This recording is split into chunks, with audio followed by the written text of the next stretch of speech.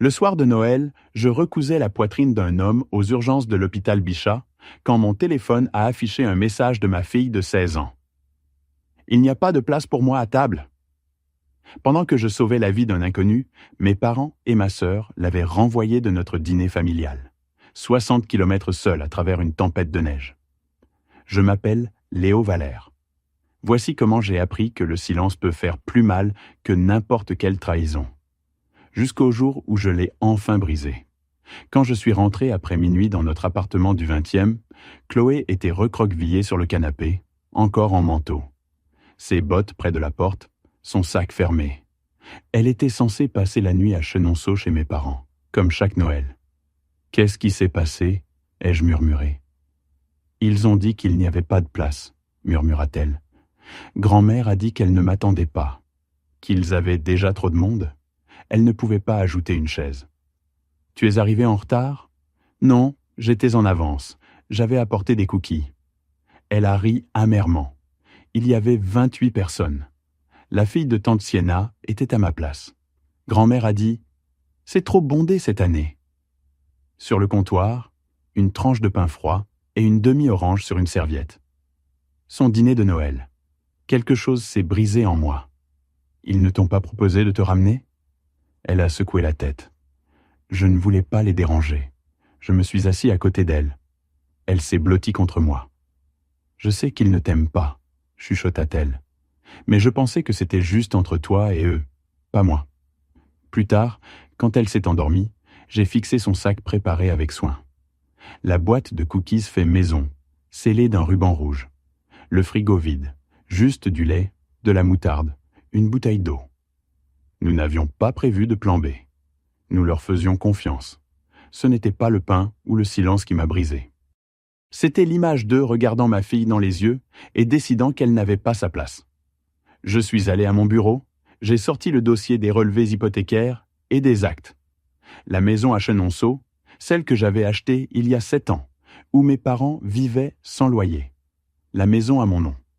J'ai glissé les papiers dans une enveloppe blanche. Mon pouls était calme. Pas tremblant, pas en colère, juste clair. Je ne discuterai pas, ai-je murmuré. J'agirai. J'ai posé l'enveloppe sur le comptoir, à côté du pain froid. Demain, ils la liront. Le lendemain matin, Chloé dormait encore quand je me suis assis avec mon café, fixant le dossier.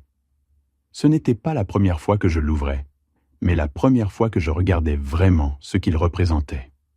Pas de l'argent, du contrôle, de l'histoire. Grandir à Chenonceau signifiait vivre selon des règles non écrites. Ma mère, Marguerite, dirigeait la maison Valère comme une scène de théâtre. Elle possédait une boutique d'antiquités et croyait que les apparences étaient tout. Mon père, Richard, enseignait l'histoire au lycée. La curiosité était un péché, le silence était la sécurité. À 8 ans, j'ai demandé un microscope pour Noël. Ma mère a ri. Un jouet pour les enfants qui aiment disséquer les choses. Mon père a dit « Les gens intelligents mettent les autres mal à l'aise, Léo. Ne fais pas de ça une habitude. » Quand j'ai décidé d'aller en médecine, ma mère a dit « Tu répares des inconnus pendant que ta propre famille s'effondre. » Ma sœur Sienna a abandonné ses études pour l'événementiel. Ses échecs devenaient des anecdotes charmantes. Mes succès, des menaces. Quand je me suis marié, personne n'est venu. Sienna avait un événement. Quand ma femme est morte 5 ans plus tard, ils ont dit « C'est le prix de tes choix. » J'ai arrêté d'attendre du réconfort. J'ai envoyé de l'argent. Quand mes parents ont vieilli, je leur ai acheté une maison à Chenonceau, à mon nom. 7 ans de crédit, facture, assurance santé. Chaque Noël, ils y organisèrent le dîner. Mais au fil des années, les factures augmentaient, des pics à chaque nouveau client de Sienna. La maison que je payais était devenue son entrepôt et sa cuisine de préparation. 2 semaines avant Noël, j'ai trouvé un vieux email entre ma mère et une tante. Léo a toujours été instable, trop émotif pour un homme. On l'aime, mais il ne gère pas bien la vie. Elle avait construit ce récit bien avant Chloé. La nuit où ils ont renvoyé ma fille affamée, ce n'était pas une erreur. C'était une tradition. J'ai ouvert mon ordinateur, documentant chaque paiement, chaque dépense. Une chronologie de loyauté confondue avec la faiblesse. J'ai joint les vieux emails. Des preuves. pas des souvenirs. 3 semaines avant Noël, Sienna a appelé. « Hé, grand frère, ce stage scientifique pour Nina ? 1200 €. Tu valorises l'éducation, non ? Je suis content qu'elle soit acceptée. Mais je couvre déjà la maison, les factures, l'assurance. Vérifie les bourses. » Silence glacial. Waouh, ça doit être agréable d'avoir tout et d'être quand même radin. J'ai raccroché. 1 semaine plus tard, je suis monté à Chenonceau déposer les médicaments de ma mère. Elle scotchait une liste sur le frigo, le plan de table de Noël. J'ai parcouru les noms. Richard, Marguerite, Sienna, Nina, les Keller, les Peterson, une cliente de Sienna. Pas Chloé. Chloé a hâte de venir, ai-je dit prudemment. Elle veut conduire elle-même. Maman a souri tendu. On verra. C'est bondé. Ce serait plus facile si elle restait avec toi. J'ai hoché la tête, donné les médicaments, et suis parti. Cette nuit-là, j'ai sorti la liste de ma poche. Je l'avais prise quand maman ne regardait pas. Le verso, une facture. Un brouillon de l'entreprise de Sienna. Fourniture de traiteur livrée chez les Valères le 23 décembre. La maison n'était pas seulement un foyer. C'était son lieu d'événement. Il n'avait pas manqué de chaises pour la famille. Il les avait remplies de clients qui payaient ses factures. Dans la veste de Chloé, j'ai trouvé une petite enveloppe. L'écriture de ma mère, adressée à Chloé. Le papier à l'intérieur était vierge, sauf 2 mots. Joyeux Noël. Pas de signature, pas d'amour. Cette carte inachevée pesait plus lourd que toutes les factures. La preuve qu'ils avaient fait leur choix des jours auparavant. J'ai placé le plan de table et la carte dans l'enveloppe blanche contenant les documents de la maison. Ils m'ont montré comment ils dressent leur table, ai-je dit doucement. Il est temps que j'apprenne à dresser la mienne. Le matin de Noël, j'ai rédigé un avis formel. Fin de soutien financier et expulsion dans 60 jours. J'ai appelé Jonah. Il n'a pas posé de questions. Nous avons roulé en silence vers Chenonceau. J'ai pensé à Chloé chantant des cantiques sur ce même trajet, sa voix trop lumineuse pour une famille qui ne chantait jamais en retour. À la maison, j'ai frappé. Pas de réponse. J'ai glissé l'enveloppe dans la fente du cadre de porte. Ce n'était pas une question de vengeance, une question de limite. La porte a grincé derrière moi. Ma mère, en robe de chambre, a ramassé l'enveloppe et l'a ouverte. Puis est venu le cri. « Richard, il nous met dehors !» Sienna est apparue, téléphone à la main, caméra pointée sur moi. « Voilà, la preuve. Il a perdu la tête. » Jonah a démarré. Nous sommes partis tandis que leur voix s'évanouissait dans la neige. À Paris, mon téléphone explosait. 36 appels manqués. Ta mère fait une crise. Qu'est-ce que tu as fait ? Tu ne peux pas jeter ta famille comme ça. Sienna avait envoyé la vidéo au groupe familial. Il expulse nos parents le jour de Noël. Ma mère en pleurs. Sienna narrant, mon visage flouté en arrière-plan. Un commentaire m'a arrêté. Il a oublié d'où il vient. Chloé dormait. L'appartement était silencieux. Puis une nouvelle notification. Sienna avait publié la vidéo publiquement, avec mon adresse. Ce n'était plus une question de maison. C'était une question d'humiliation. Pas un seul n'avait demandé de nouvelles de Chloé. Pas un seul n'avait dit son nom. J'ai rouvert la vidéo. Pause sur le visage de ma mère. L'incrédulité devenant fureur. S'ils veulent que je sois le méchant, ai-je murmuré. Alors je leur montrerai à quoi ressemble la vérité quand elle est signée et scellée. 3 jours après Noël, ma mère est apparue dans le brouillard, enveloppée de fourrure rose, l'enveloppe froissée à la main. Elle est entrée sans attendre. Après tout ce qu'on a fait pour toi, c'est comme ça que tu nous remercies ? Tu veux dire la maison que j'ai achetée, les factures que j'ai payées, ou la partie où tu as laissé ta petite fille manger du pain froid seule ? Elle a ri sans humour. Il y avait 28 personnes. On ne pouvait pas ajouter une chaise. Il y avait de la place. Tu ne voulais juste pas qu'elle y soit. Tu as toujours été si sensible. On t'a mieux élevé. Tu m'as élevé à rester silencieux. Elle a saisi l'enveloppe, l'a déchirée en 2, laissant les morceaux tomber. Voilà. Maintenant, tu vires 1200 € pour Nina, et on passe à autre chose. Elle croyait vraiment que j'obéirais. Il n'y a plus rien à pardonner, maman. Seulement des leçons à apprendre. Elle a cligné des yeux, puis est partie. Tu le regretteras. Sienna parle déjà à un avocat. Quelques heures plus tard, Un message de Sienna, puis une alerte email. Un nouveau compte de service public ouvert à mon nom. Une signature falsifiée, copiée depuis ses contrats d'événements. Jonah a vu le document. Il te piège. Tu as besoin d'aide. Hélène Rod, avocate. Elle ne plaisante pas. Ce soir-là, à l'hôpital, j'ai regardé les moniteurs clignoter. J'enviais cette machine. Des lignes claires, sans confusion. Si la gentillesse se fait piétiner, ai-je murmuré, alors la loi devra parler à sa place. Le lendemain, j'ai rencontré Hélène Rod dans le Marais. Cheveux argentés, yeux ayant vu toutes les manipulations. Je lui ai montré tout. Actes, relevés, plan de table, l'email instable, la vidéo de ma mère. Vous avez largement assez, dit-elle.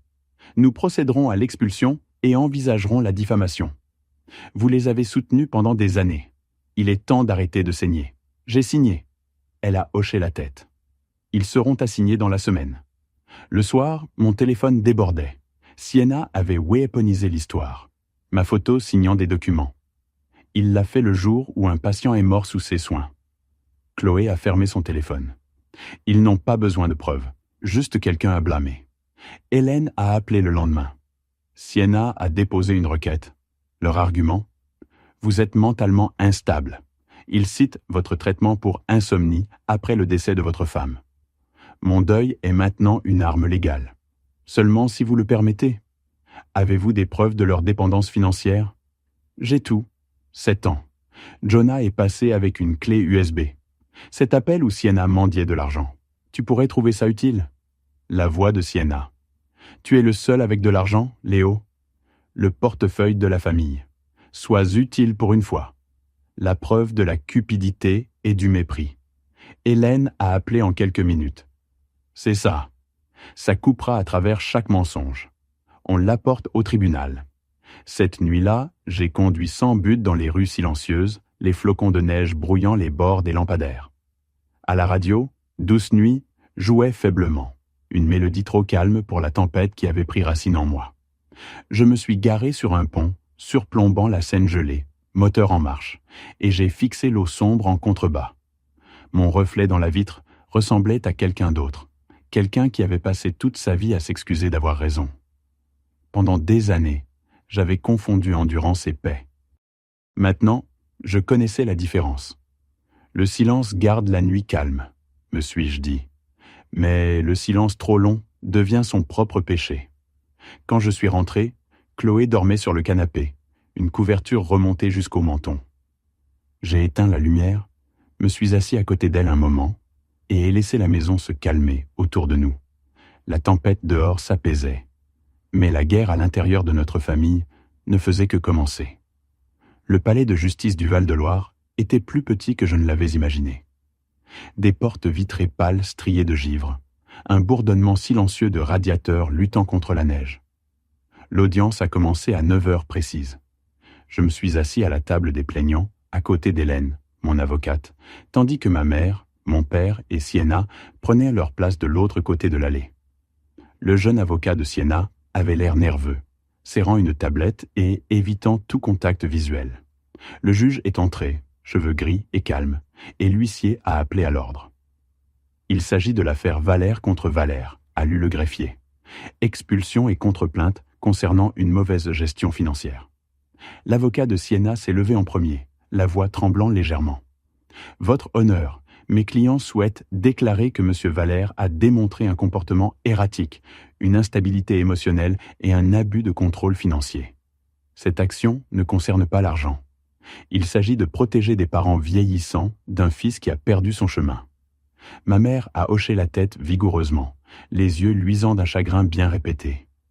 Hélène s'est levée lentement. Sa voix, quand elle a parlé, a tranché l'air comme une lame propre. Parlons de protection alors. Mon client a payé toutes les factures, l'hypothèque et les primes d'assurance liées à cette maison pendant 7 ans. Il en est le seul propriétaire légal. Ses parents y vivent à ses frais. Et pourtant, quand lui et sa fille mineure ont été exclus du rassemblement familial de Noël, où 28 autres personnes, y compris des voisins et des clients commerciaux, étaient représents, il a pris une décision légale de mettre fin à l'arrangement. Le juge a levé un sourcil. « Vous avez la preuve du paiement » Hélène a placé un épais dossier sur le banc. Reçu d'hypothèque, virement bancaire, facture de service public et relevé de couverture médicale, tous à son nom. L'avocat de Sienna a objecté. Non pertinent pour... Le juge a levé une main. Rejeté. Continuez. Puis Hélène a appuyé sur un bouton de son ordinateur portable. Les haut-parleurs de la salle d'audience se sont remplis de la voix enregistrée de Sienna. Tu es le seul avec de l'argent, Léo. Tu es essentiellement le portefeuille de la famille. Sois utile pour une fois. Le silence a balayé la salle. Même le cliquetis des stylos s'est arrêté. Sienna a baissé la tête. Ma mère est devenue pâle. Mon père a juste fixé la table, mâchoire serrée. Hélène a laissé l'enregistrement se terminer, puis a dit « Votre honneur, ce n'est pas un homme qui a abandonné sa famille. C'est un homme qui a refusé de continuer à être exploité par elle. » Le juge s'est tourné vers moi. « Docteur Valère, souhaitez-vous ajouter quelque chose ?» Je me suis levé, mes paumes pressées contre la table.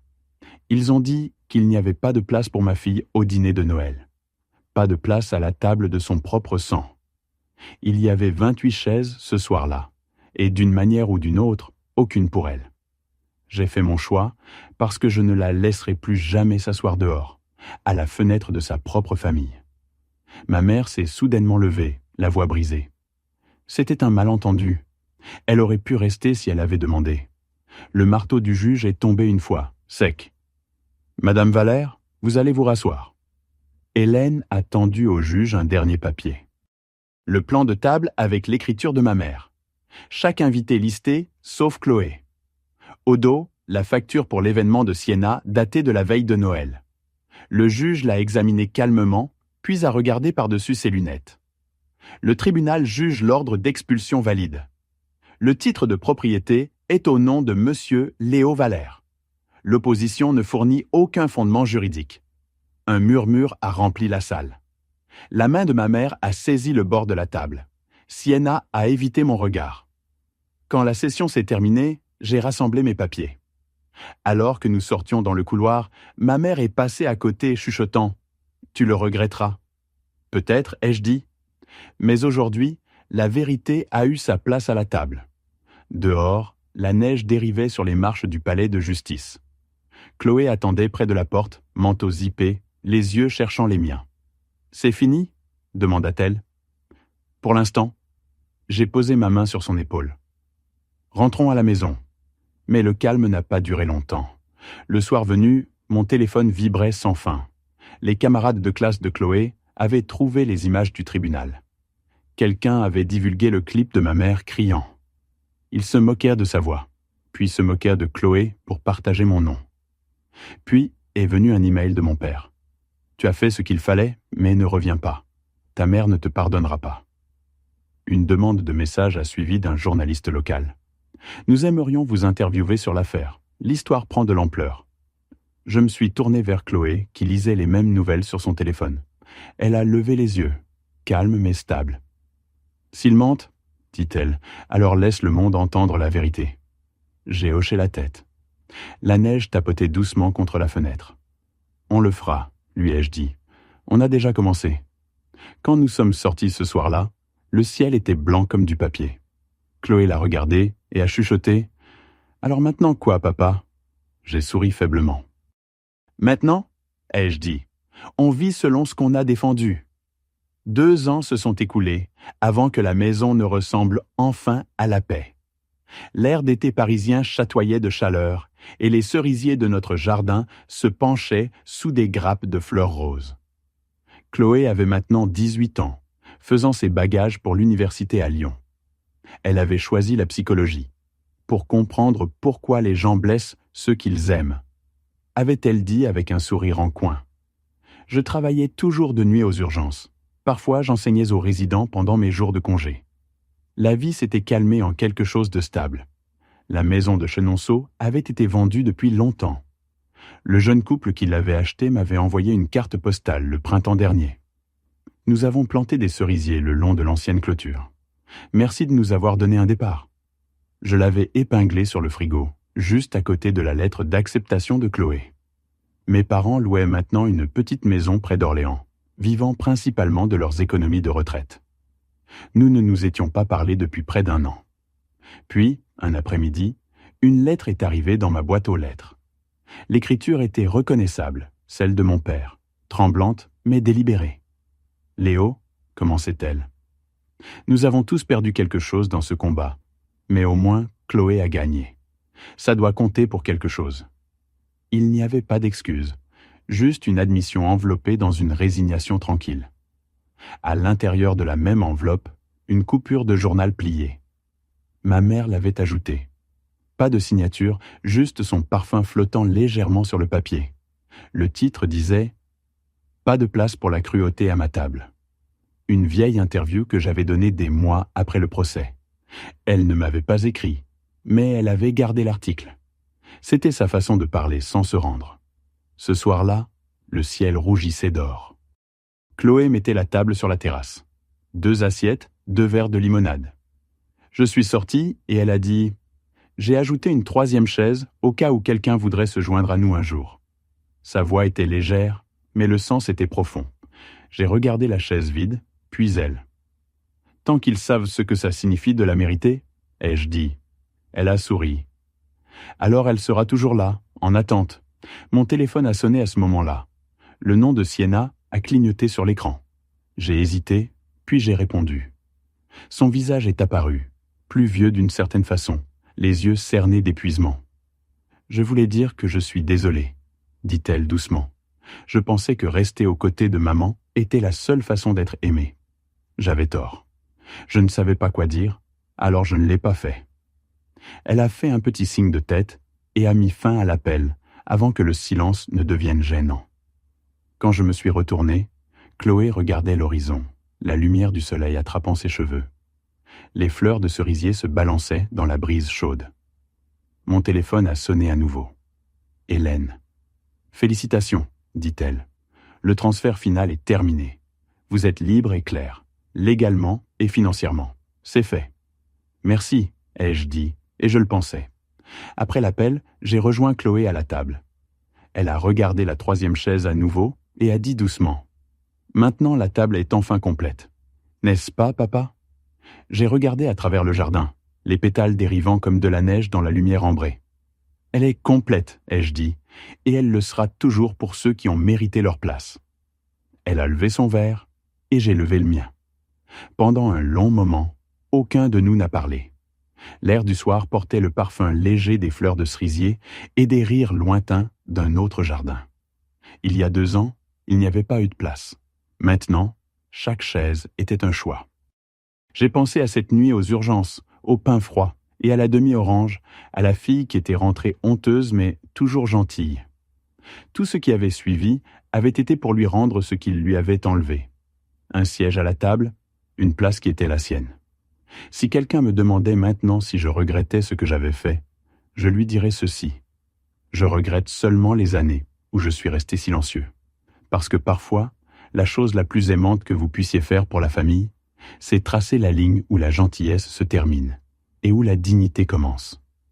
Parfois, la famille ne vous brise pas avec des mots forts. Elle vous brise avec le silence, avec la chaise vide qu'on ne vous a pas offerte. Mais la guérison commence au moment où vous décidez de construire votre propre table, même si elle n'accueille que 2 personnes au début. J'ai appris que les limites ne sont pas de la cruauté. Elles sont la preuve que votre gentillesse a enfin appris à se défendre. Si cette histoire a touché quelque chose en vous, prenez une seconde pour respirer, pour penser à qui, dans votre vie, mérite une place à votre table. Merci d'avoir écouté mon histoire. Si elle t'a touché, laisse un like, écris en commentaire ce qui t'a le plus parlé et abonne-toi à la chaîne. Beaucoup d'autres histoires arrivent. Ce n'est pas la fin de la mienne, c'est seulement le début de quelque chose de meilleur.